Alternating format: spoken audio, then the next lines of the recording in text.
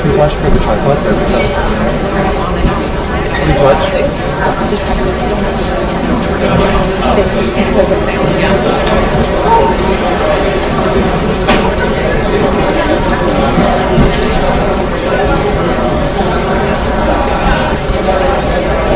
Please watch the tripod.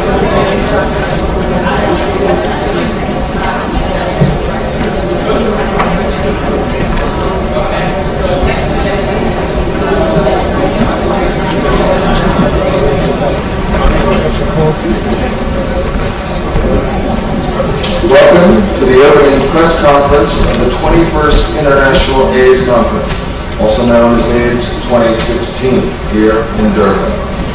My name is Beyrer. I'm the current president of the International AIDS Society, and I'm going to be co-chairing this, chairing this session and co-chairing this conference with my esteemed co-chair, Professor Shisana. Before we begin today's press opening, a little housekeeping.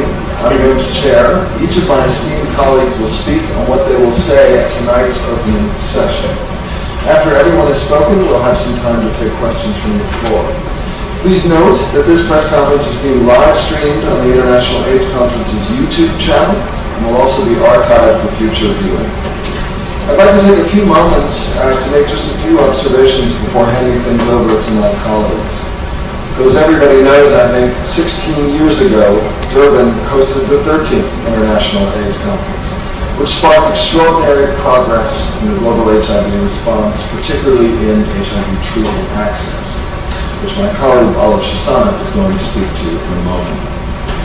But despite the tremendous progress to date, millions of people are still being left behind. More than 1 million people still die of HIV/AIDS every year, and another 2 million become newly infected with HIV. Concerning data released last week show that overall, new HIV infections among adults have stalled, failing to decline for the last 5 years.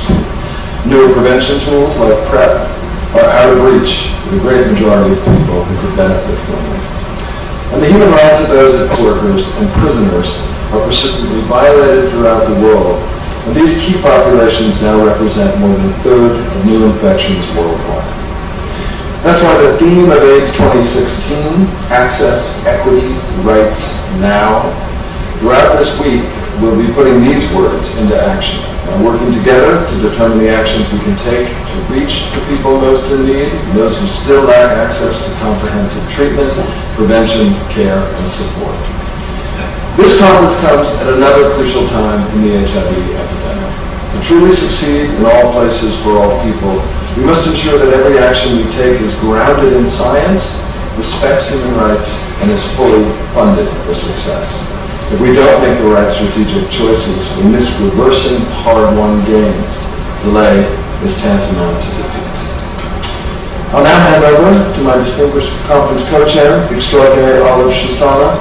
Olive is currently CEO of Evidence-Based Solutions, previously served for 10 years in a distinguished tenure as head of South Africa's Human Sciences Research Council. Olive, over to you. Thank you very much, Chris.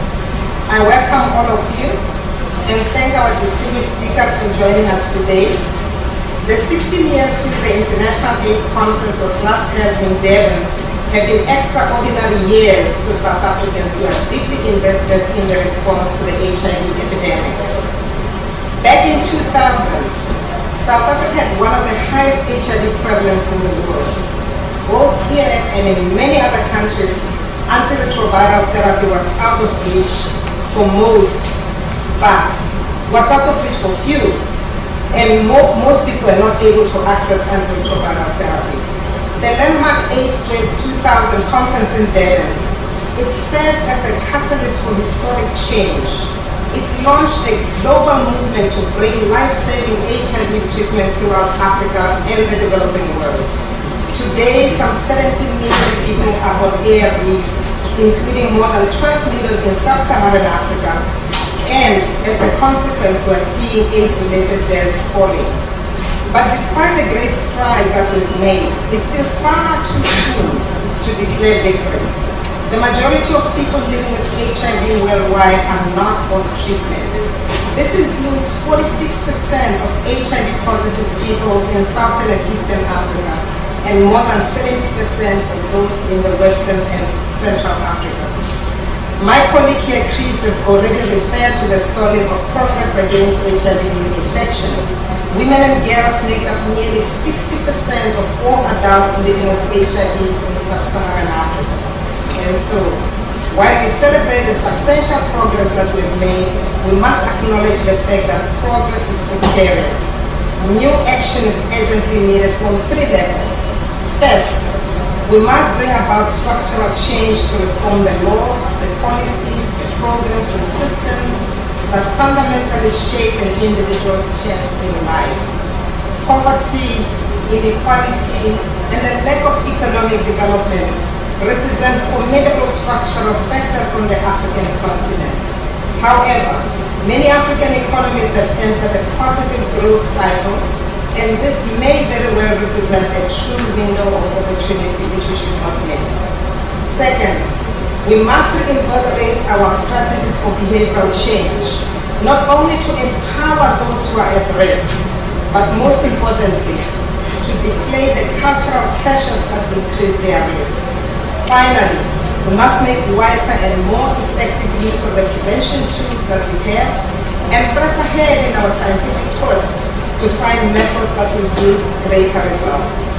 The conference provides a forum for us to take a hard and honest look at each one of these priorities so that we may write the last chapter in the long struggle against AIDS. Today, we observe the Nelson Mandela Day, and I'm reminded of something he said at the AIDS 2000 conference, which continues to ring true today. I quote, "In the face of the great threat posed by HIV and AIDS, we have to rise above our differences and combine our efforts to save our people.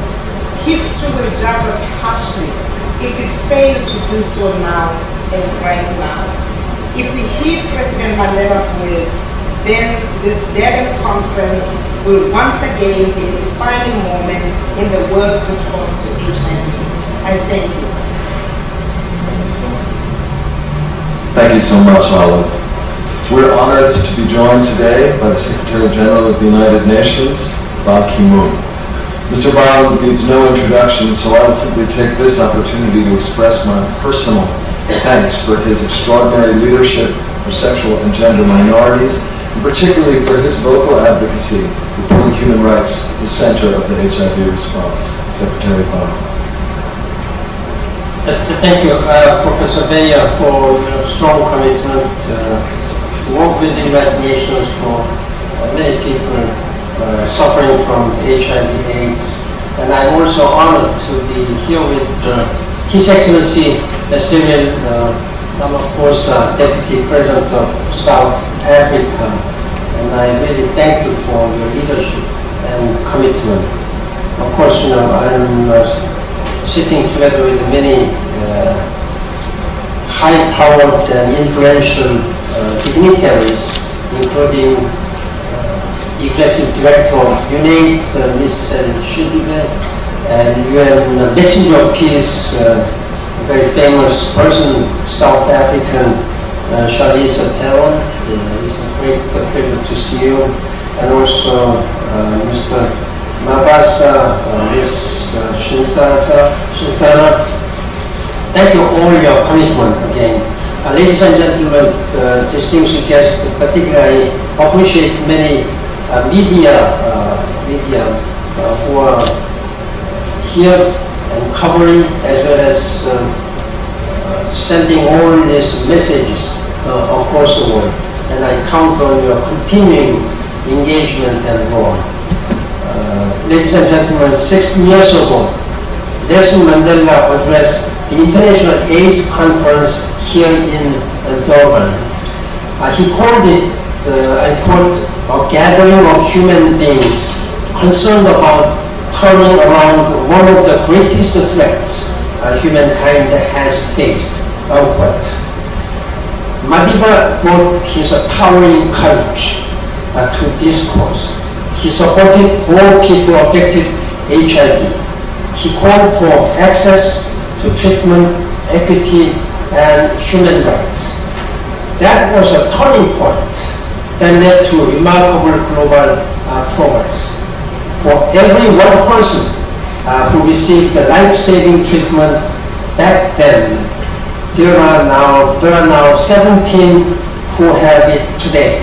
That means we have increased 17 times at least the number of people who are being treated. But still, 20 million people do not get access, and 13 million people still do not get the care they deserve. Today, some countries have no babies born with HIV. That's very encouraging. But many children living with HIV still lack treatment.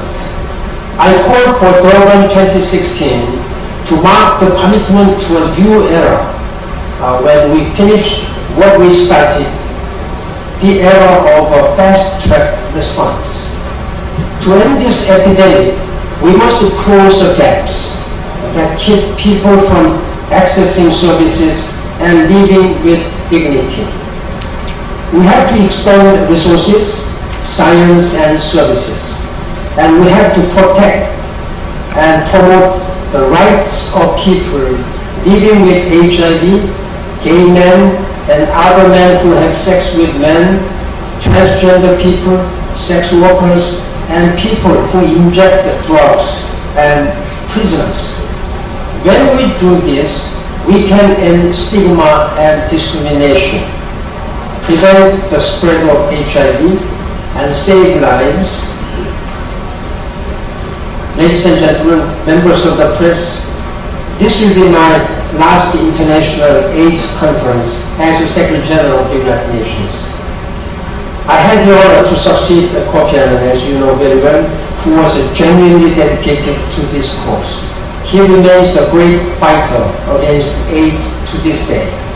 Over the past 10 years, some of my most moving meetings as a Secretary General have been with the people who are living with HIV. Just a few months ago, I visited a pediatric HIV support unit in Burkina Faso. The country has been hit hard by AIDS. Thousands of teens are living with HIV. Tens of thousands have lost a parent to the disease. I was there to show my strong solidarity to the people, a call for equity, access, and justice for people living with HIV everywhere. As I walked through the facility, I saw a young woman who looked as poised as any adult. Her name was Deborah. When I asked about her struggle, Deborah made the passionate appeal for assistance and goodwill from the international community. Here in Durban, we can answer that appeal for the sake of this bright young woman, for all people living with HIV and for future generations. I count on your engagement and strong commitment. I thank you.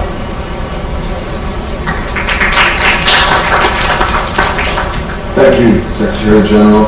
Our next speaker is the Deputy President of South Africa, the Honorable Cyril Ramaphosa. As many of you know, the South African government's response to HIV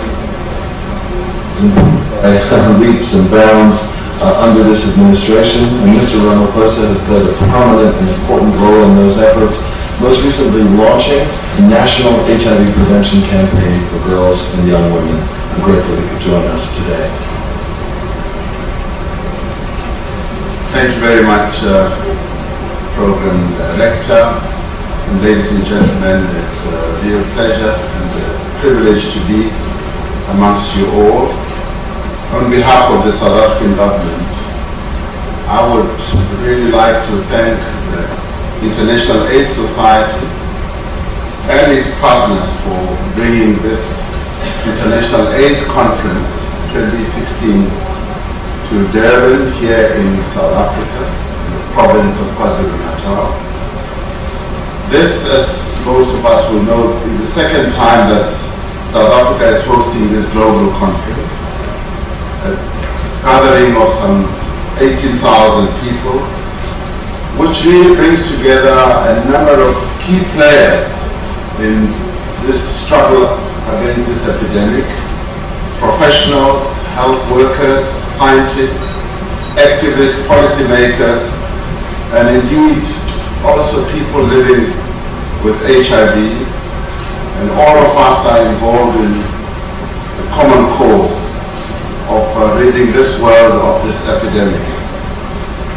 This conference opens on the birthday of our former president and our collective global champion of the struggle against HIV and AIDS, Nelson Mandela.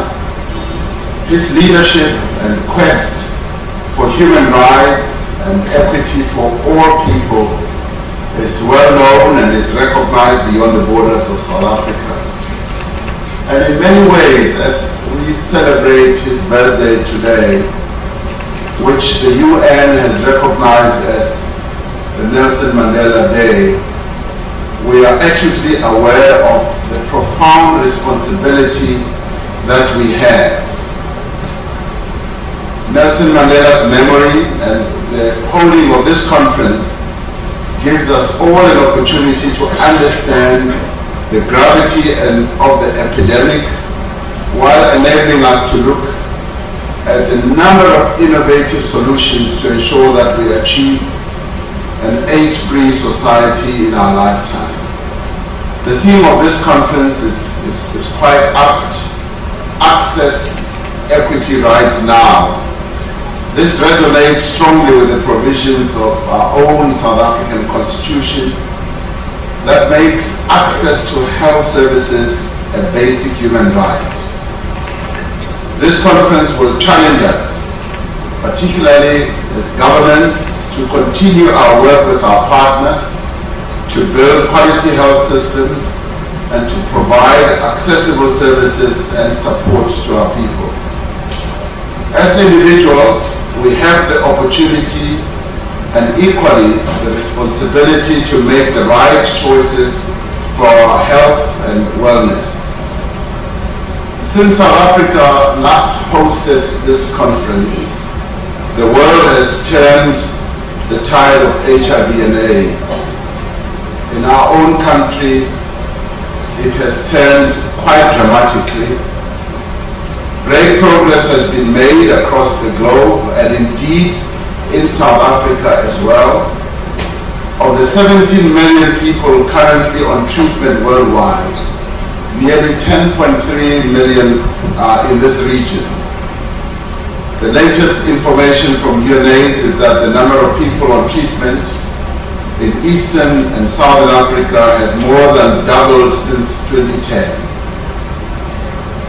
Later we will talk about the strides that we have made ourselves as a country in this regard, particularly in relation to treatment and how we've been able to save lives. AIDS-related deaths in the region have decreased by more than a third over the same period.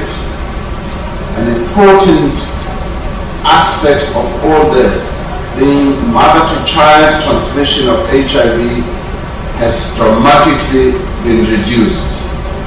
And despite these successes, we must say that the fight against HIV, AIDS and TB is not over.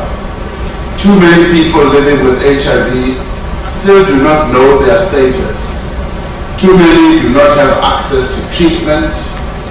The rate of infection remains stubbornly high, particularly amongst the most vulnerable populations in the world. We know, for example, that adolescent girls and young women between the ages of 15 and 24 accounted for around 20% of new infections globally last year.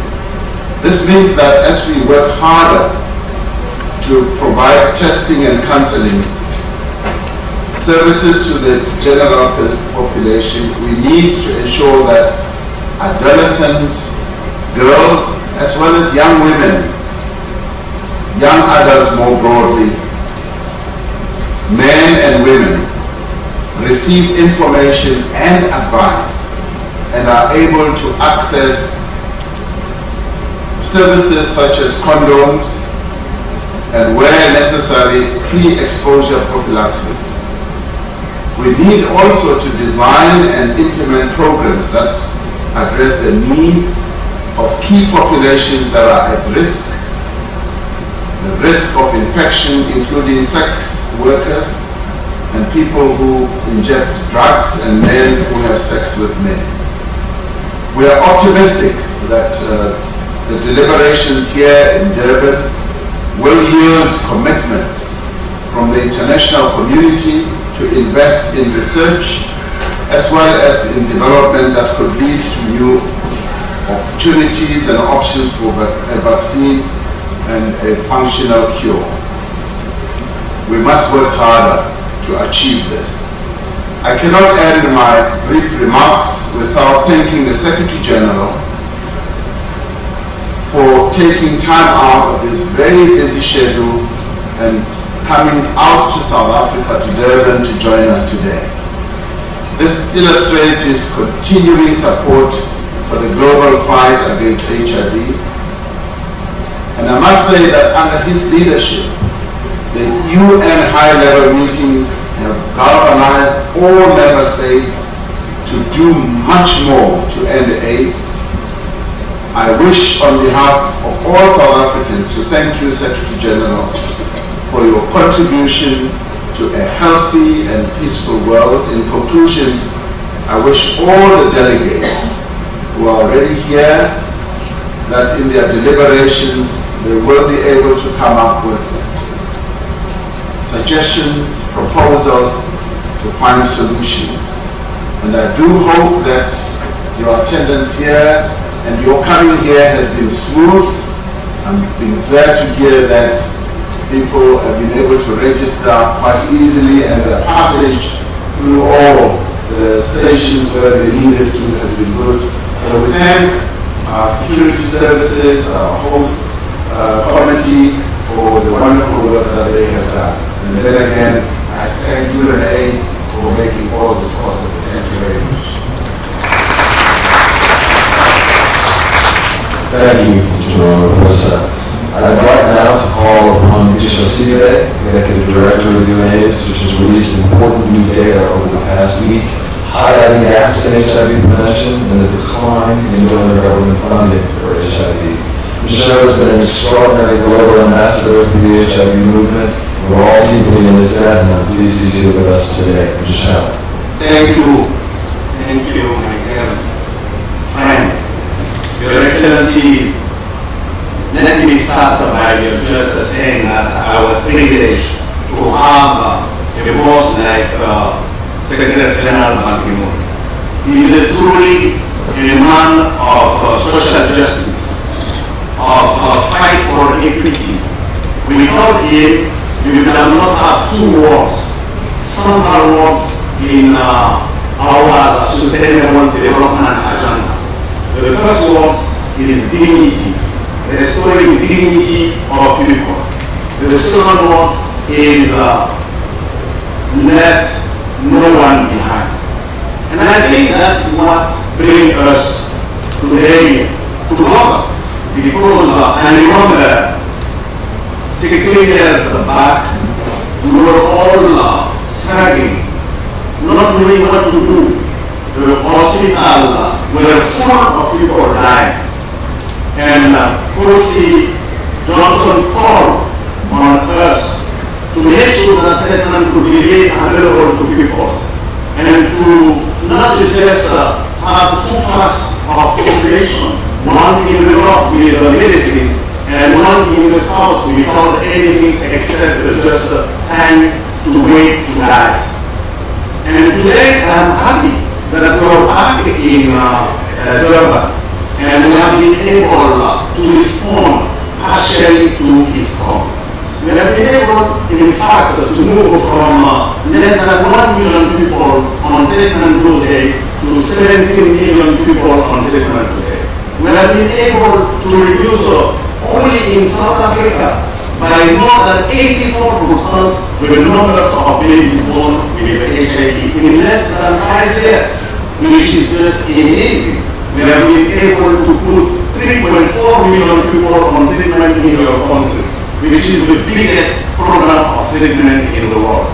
But let me say clearly to all of you that I'm scared. I'm scared because we're back again in South Africa, in Durban, in difficult times. The world is facing many other competing priorities. Tourism, migration, so many issues that I'm scared because I'm seeing for the first time the decline on financing from donor countries. 13 out of 14, the Secretary General, reduced their contribution to the response. And I'm scared because at the same moment I'm seeing domestic resources being increased. Countries like South Africa putting $1.6 billion from their own budget.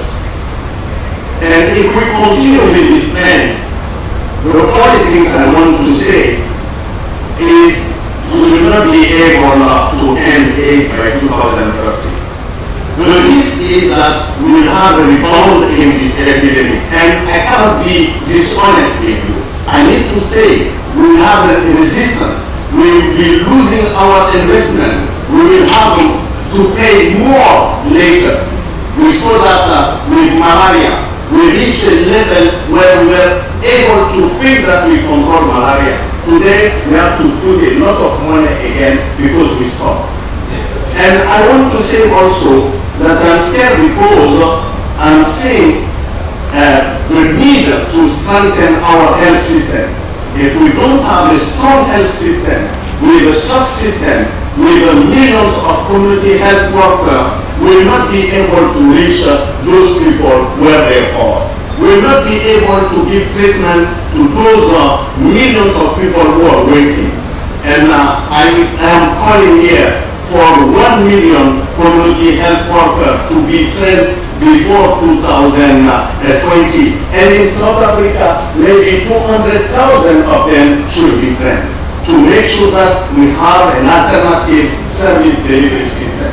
And I'm scared because I'm not seeing decline on new infections amongst adults. And that is scaring me because we have 1.9 million new infections every year since 5 years ago. I'm not seeing a decline on new infections amongst adults. I'm scared because I'm seeing more young girls, like you said, young women being infected. And those are the issues this conference needs to address. We need to be able to call on donors to make sure that they could understand that it's not time to stop. If we stop now, we will certainly regret because we will see a resurgence in this epidemic. And that's not what we want. I'm living here, of course, with 10 commitments which are coming from high-level meeting, which will help us to continue to push action, to make sure that we reach 30 million people with treatment by 2020. We need to do that one, to ensure that 1.6 million children have access to treatment by 2018 because they are forgotten phase of our epidemic also, and to ensure access to combination HIV prevention for all. I think that calls which are in this 10 commitment will certainly create a new space for us from now to 2020 to 2030. I want to stop here, but again, let us not forget, I don't want to lie to anyone. I don't see Zambia, I don't see Malawi, I don't see even South Africa alone being able to put people on treatment and to reach the level we want to reach. If we don't continue with global solidarity, if we don't continue with shared responsibility, we will see, unfortunately, millions of people developing resistance, millions of people losing their capacity to accompany this great success story. Thank you. Merci beaucoup, Michel. It is an honor now to introduce Nkhensani Mavasa, the Chairperson of the Treatment Action Campaign, which has been at the forefront of HIV advocacy in South Africa since 1998. Ms. Mavasa has been actively involved in TAC since 2004 in a wide range of positions, and today represents TAC in the South African National AIDS Council. Ms. Mavasa, please. Thanks for the opportunity. I will not be doing justice if I don't start by acknowledging the progress that has been done so far in response to HIV and AIDS. However, we are not yet there. We are still facing many challenges in terms of the response when it comes to HIV and AIDS. South Africa is the country that has got the largest program in ARVs, but we have got challenges that at the point now the ART initiation target has been reached, of which is an achievement, but the survival on treatment is low. We are having challenges when it comes to adherence. We are having patients that are untraceable, of which it indicates that we're still having challenges. It's not only in South Africa, also in other African countries who are encountering those kind of challenges. There is an evidence that HIV treatment reduces transmission. There is a study that has been done in South Africa that proves that 77% in the zero-responded couple, it reduces the infection. But however, we still have challenges in terms of responding, and also the targets, and also the strategies in terms of the implementation in order to respond to the issues that are happening at the lower level, especially at the community. I'll speak directly as a community member because I'm from the community, from a rural area where we are still facing challenges in terms of accessing services. There's also an indication that there's a decrease in cases of many opportunistic infections among children living in low and middle income countries when those people are being put, or those children are being put on treatment. Currently, South Africa has approved the test and treat model, of which it is a gear to reach the 1990. However, without the functionality of the health system, that is a challenge. There's no way we can reach or we can achieve the implementation when it comes to the response of HIV and AIDS if we don't have enough community healthcare workers. That is a fact. We travel from the places where we stay, going to try to access services. We find that only few healthcare workers are there to get assist. Some of us, we travel, we go there, we end up not getting assistance, we go back home using transport, and that also is a challenge when it comes to adherence in terms of people who are taking medication. Without dealing with the issue of corruption in the progress will go down. There's no way when we can say people are leading in terms of corruption that is going to make the health system functional. In South Africa, there's been a launch in terms of national prevention campaign for girls and young women, and of which it is a hope for if it is implemented, that will mean there will be a control in terms of the infection. We know that there is evidence that indicate that young girls between the age of 15 and 24 are getting infected. We know that globally 6,000 people are infected daily.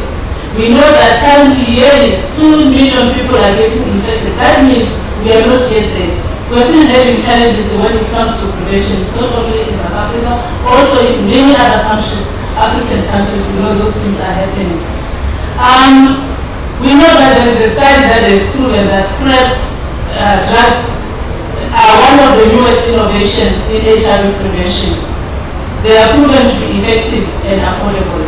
However, if there are no plan for implementation, it's going to be good policies and good strategies, but without implementation, that is going to be zero. We know that in the test and treat model, all individuals will be tested for HIV, and those who test positive will get treatment.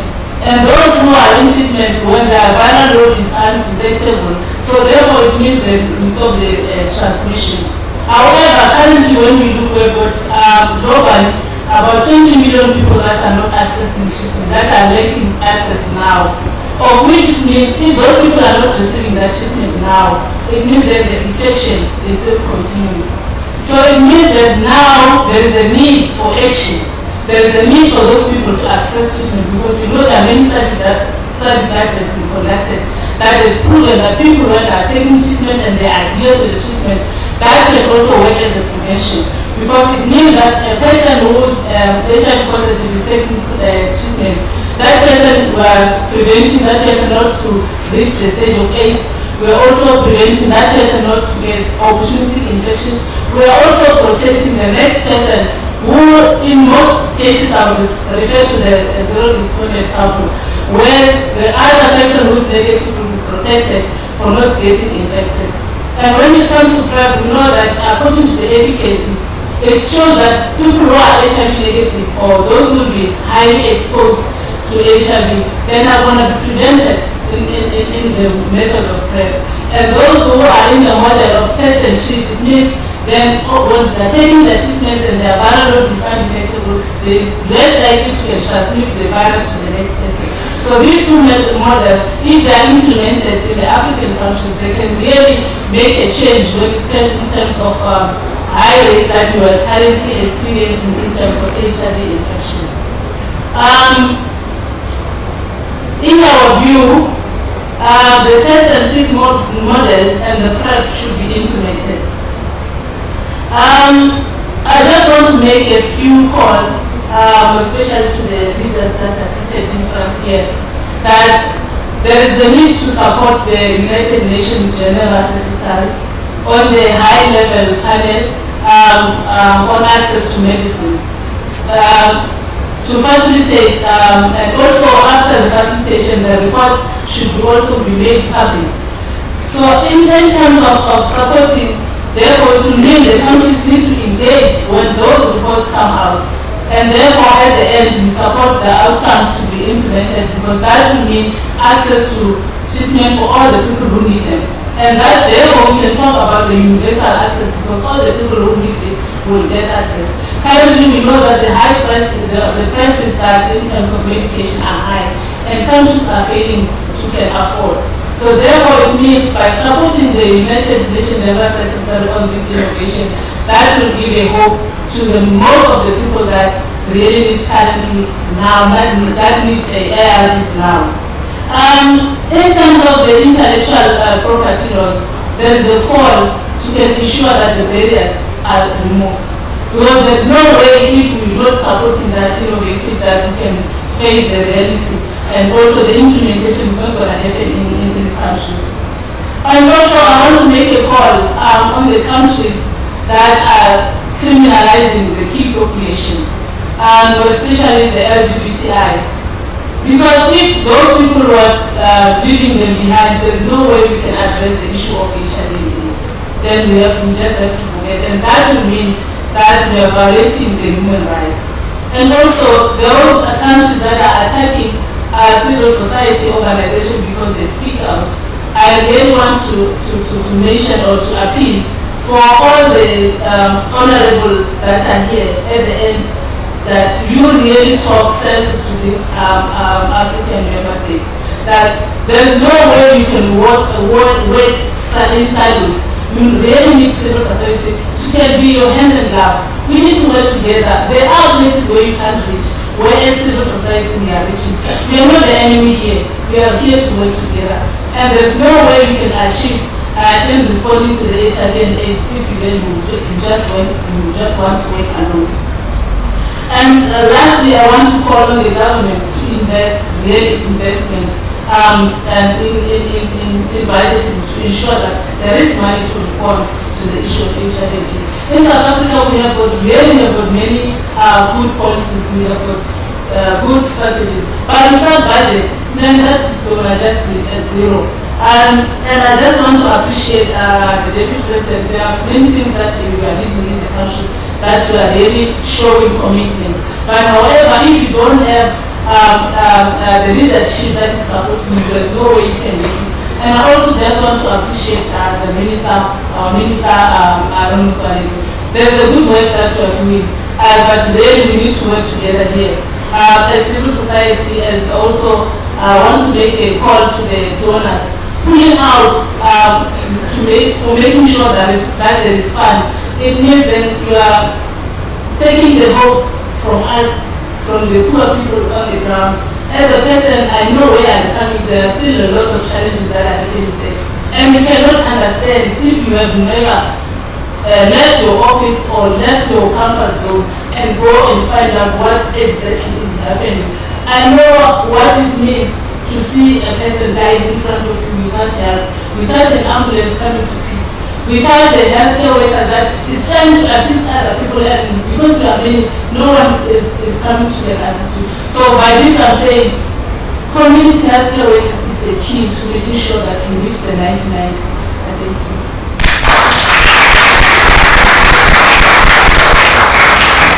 Finally, we're delighted to be joined by Charlize Theron. Many of you will recognize Ms. Theron as an Academy Award-winning actor, but she is a UN messenger of peace and the deeply engaged founder of the Charlize Theron Africa Outreach Project, which invests in African youth, primarily in South Africa, to keep them safe from HIV/AIDS. Since its founding in 2007, Africa Outreach Project has reached over 200,000 young people advocating for effective international and national policies. Ms. Theron. Thank you so much. This is quite a esteemed panel to be on. Some of you I've worked closely with. I appreciate the time that you've always given me to be able to talk about one part of this fight that I'm very passionate about, and that is the teenagers. Stubborn teenagers, the adolescents, the ones that we haven't paid enough attention to. I'm very grateful to be a part of this conference this year because I hope to be a voice for those young girls, young boys who we have not paid attention to at all, and have finally given us enough reason to stop and to say we might have made a mistake. I'm also very excited to be here as a South African. I think it's pretty hard to find a South African who has not personally been affected by AIDS or HIV, or whether it's a personal loss, just the devastating effects that this virus has had on our country. And I think being part of this fight against AIDS has been a very personal passion of mine for a very long time. I started CTOP in 2007 to invest in the young youth, to invest in the whole person, so that they will keep themselves safe from HIV. I wanted to do this through community-based organizations because I think that is the only way we will ever reach those most vulnerable. I think the communities are the ones who are in the trenches. They are living this life with those people. And I don't think we give them enough credit or enough support. And I think until we actually effectively reach these young people and get them effectively engaged, to empower them, to want better for themselves, to have the tools, the resources to do that, nothing is going to change in the fight of this epidemic. We will be maintaining AIDS. And like Michel Sidibé said, we might be pushing this rock up this entire hill again. We are so close to pushing it over the edge. There needs to be more conversation about ending this epidemic and not just sustaining it or maintaining it. And there is a real reality to that. I believe that reality is with the youth. I think they will be the generation, if we bring them into the room and if we let them truly be part of this conversation, who will be the generation to end AIDS. I don't think there's enough conversation about that. I understand that there is an everyday need to address, but I I think we are so close. I do believe that we can, as the UN has stated, stop and end AIDS by 2013. If we really ask ourselves why we haven't stopped this epidemic yet, I think that's the question we all need to ask ourselves at this conference. So I think there's a frightening answer behind that. I think we give a lot of reasons for why it hasn't happened. But I think ultimately when we look into our own humanity and why that hasn't happened, there's some real harsh realities when it comes to why this epidemic is still unnecessarily taking so many lives. HIV and AIDS is the #1 killer of adolescents in Africa, sub-Saharan Africa. It is the #2 killer of adolescents globally. Why are we not caring about that? This is not something that just affects Africans. This is a nationwide, worldwide, global-wide issue. Our young people are dying at a rate that should frighten us. And yet somehow we just don't talk about them at all. They are the forgotten ones. I see all the great strides that we've achieved, that I've been so lucky to have been a small part of. I have seen countries step and accept their certificates for having zero transmission from mother to child very recently. Very impressive, very exciting. We have made a tremendous stride in those areas, but I think we have to acknowledge that we have really neglected our adolescents, especially young girls. The prevalency is too high to not think about them in a much more effective manner. And so, that's why I'm here today. I'm here because I believe we can't stop this. AIDS is 100% preventable, so it's time to have that conversation for real. Thank you for letting me be here. Thank you so much, Ms. Theron. We now have just a few minutes for the Q&A. I'd like to ask you, if you would like to ask a question, to please state your name, your media outlet, and if there's a specific person on the panel that you're asking a question to, please name that. We have a mobile microphone. Just while we're getting going with the questions, I'd also like to invite Steve Letsike, who is the civil society leader for the South African National AIDS Council, to join us. She also will be available to answer your questions. So, Rob, where are you? So, first mic, please.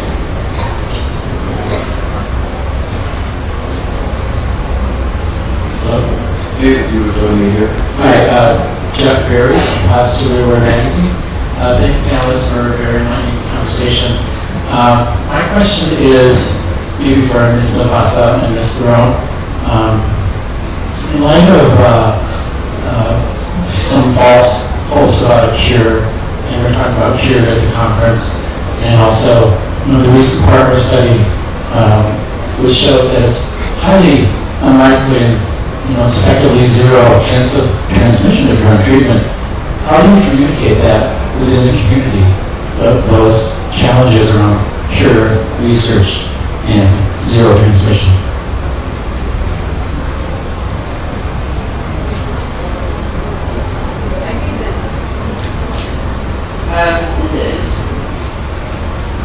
I think everybody knows that, funding for vaccines or a cure and keeping people on treatment has definitely been in the forefront.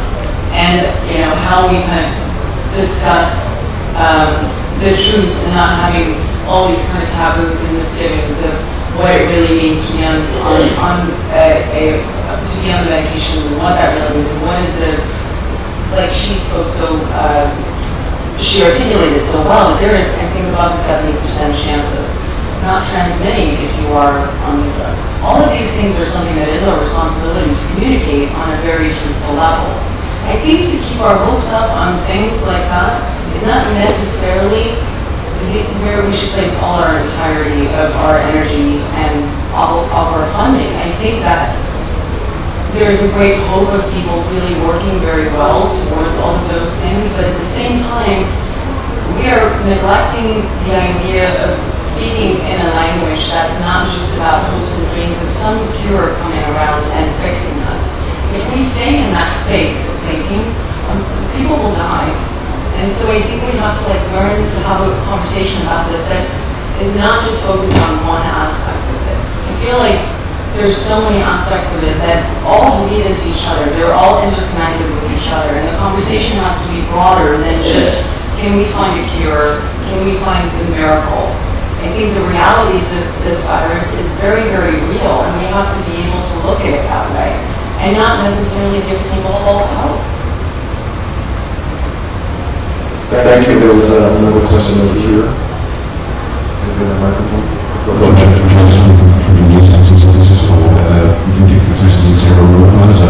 I've just been to a presentation earlier on this morning, and it was highlighted by one of the speakers, Beyrer from the Medical Research Council, that in effect one of the big problems is financing for research and development. What you praise your government in terms of the ARV program and what you've done. She said that basically no association programs and she advised us to all of Africa, that effectively in Africa there are not enough scientists for a disease that is hitting Africa. And how do you, and that R&D is viewed as a luxury. What are you going to do about that?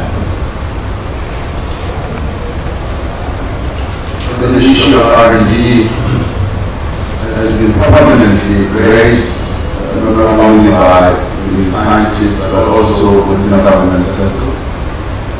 Minister of Science and Technology and indeed our Minister of Health have been in the forefront of raising this issue and have been urging not only government but also a number of institutions, particularly business, to increase their spending on R&D, because R&D in the end is really the one hope that we all got to move the needle when it comes to new inventions, new innovations, new processes and new ways of doing things. Countries that have been successful in a number of ways, be it either commercially or even in terms of health, countries that have invested quite heavily in R&D. We've accepted as a country that we've been lagging behind, and we now are going to have a step change to focus more on R&D. And of course, the economic situations that we face as a country have taken resources that could easily have been spent on R&D into other priorities. But we are evaluating that and re-evaluating that, for we know that through R&D we will be able, not only in a number of areas, but also when it comes to HIV, to spend money to finance research, scientists, health workers, to have the way forward, to be able to push the barriers and begin to get into areas that could find better and more functional solutions. This is our commitment as South Africa, our level of consciousness and awareness on this issue has been raised quite exponentially. So we are going to see step change in this regard as well. But we'd also like to thank the international community who have been able to fund research that we are benefiting quite greatly on. And of course, research continues within our own country, our universities, and a number of other places. So we are grateful, but we accept that we're going to do more. Thank you. Thank you. I would just like to say a point of information for the conference that this is the largest number of scientific abstracts we've ever received from African scientists, and about 32% or so of speakers are African. This is also the first conference where the majority of speakers are women in the scientific program, and that really reflects where the field is going. Last question. Hi there. My name is Jordan Taylor. I'm a reporter at the USC site Mike. My question is to Theron. You mentioned that there's a frightening answer, a partiality about why we're not talking about all these young women and young men who are dying.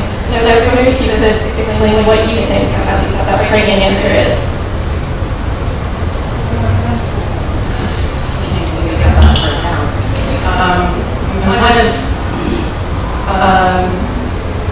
I really want to speak about that tonight. I spent a lot of time thinking about how I want to address that tonight at the opening ceremonies. And so, you'll know if I want to go into the detail. I feel like it's like giving a plot of a movie away. I don't really want, I would encourage you to don't do it, but I don't do it. I think asking the question is what I feel comfortable right now doing here, and I will be, not answering, but stating very much what I think the answer is to that question. And I hope people are willing to hear that tonight. I'm sorry, that sounds like I'm trying to tease you or something. I'm not trying to do that. I'm just trying to kind of follow protocol with what's happening tonight. You're here today. All right.